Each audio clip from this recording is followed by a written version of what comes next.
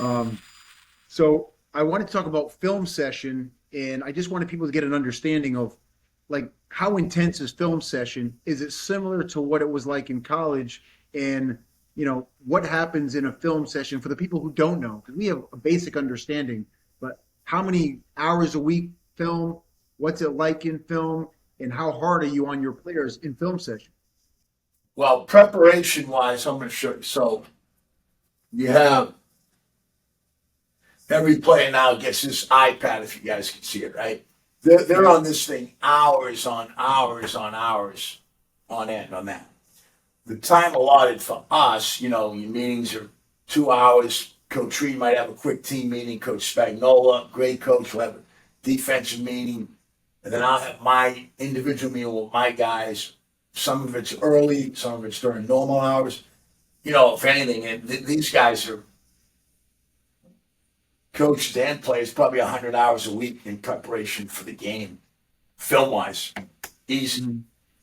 you know, Wow. easy. And are you in, I don't know if I can out you on this, but are they being tracked on how many hours they're on that iPad? Some guys, you don't have to, they're always on it. Yeah, But of we course. have a way of tracking how many hours they're on there. Mhm. Yes.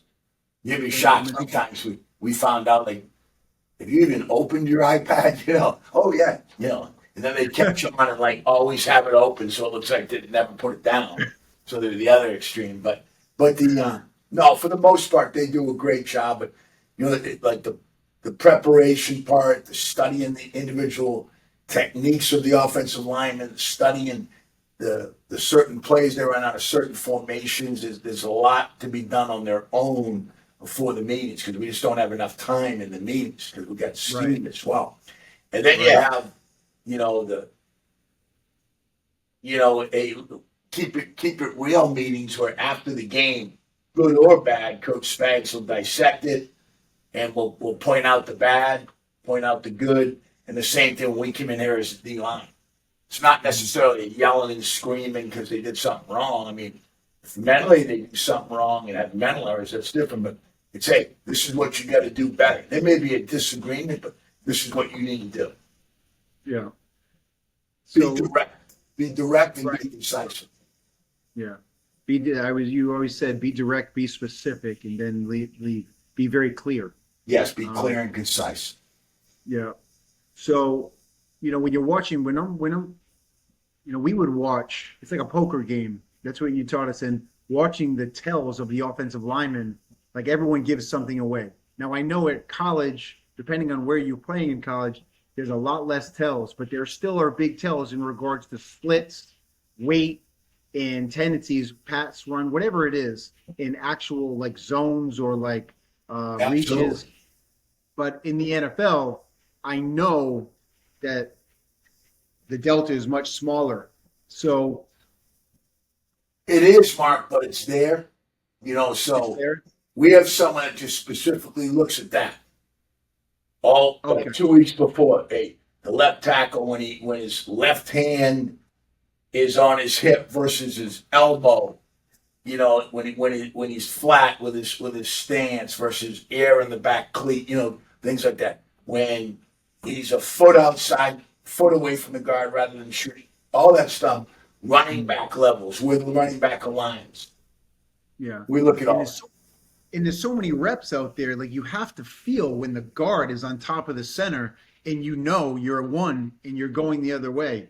Like you have to feel that that guy's going to try to get to you get across your face that. because Correct. the split's so small. Yes, and, So and the smarter players play faster because they see all that. The Terrell Suggs, one of the best I've ever had. He knew all that stuff down. He'd be making calls left and right, in terms of all that. now, I want to ask you this question, not in regards to the players that you're currently coaching.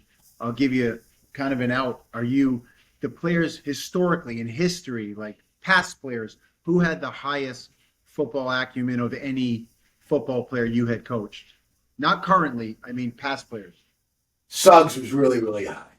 He was Yeah. really super smart, but he didn't always start that way. I had him at the back end of his career. So his first couple of years, he just said he relied on his talent. And then, you know, when you look at the guys, the Ray Lewis, who he had with him, Ed Reeves.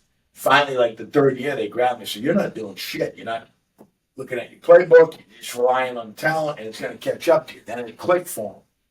So when I went to Baltimore, we take notes. We always advise you to take notes. Some guys are better than others. I'd see like 6 different pens, different highlights, everything I said, boom, written down.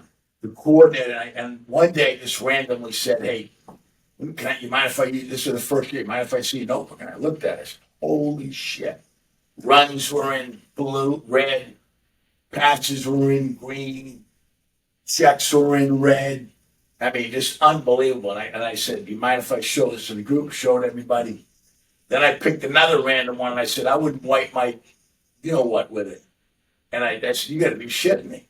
And he's a 14-year vet. Yeah. Played in this system for all these years. This is what he said. He goes, "Coach, I've been 3 coordinators, 4 D-line coaches. I can learn something from every guy that coaches me.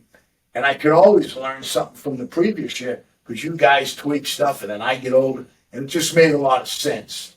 He was probably one of the smartest. There's a great footage on a Monday night game, so Brady always checked everything at the line. Suggs checked something. Brady checked back. Suggs checked something. Brady checked back. And finally, Brady just went like that, ran the play. Suggs ran it down for a TFL because he knew what the play was going to be. Because, a lot of times the words matter, That's right. So, and that was just because of he was probably one of the top guys. Terrence Knighton was really smart that I had in Jacksonville. Yeah. Pot roast, big nose tackle. He was really, really smart. Aaron Campman, guys like that over the years. Gerald McCoy was really smart.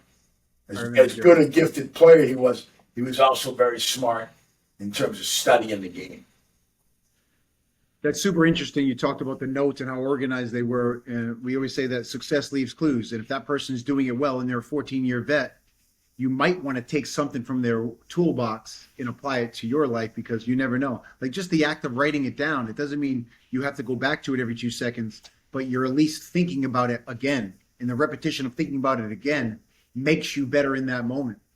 And the other thing, Mark, like with Terrell, who'll be a Hall of Famer. In fact, he should have been a first ballot. He'll probably get in next year. But everywhere in the training room, he had this with him, had the iPad, right?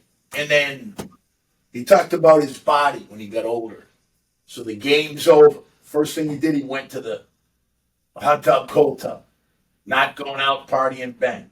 Monday morning, so the game's Sunday, lactic acid. He got his weight workout in Monday morning at like 6:30. He wanted to get the weight, the juice flowing, the blood flowing, all that. Then he got get into his regimen. He had his people come in for the body work, all that stuff. So they do a lot of preparation with the body and the mind other than just the playbook. So that was big on him, and he kind of taught our young guys what that was important. Sounds like the ultimate professional. It certainly No, does. no He was a question. great player. And I do remember him, to your point, Coach, he was actually very productive later on in his career. He was, there's no question. Yeah, He I was. remember that.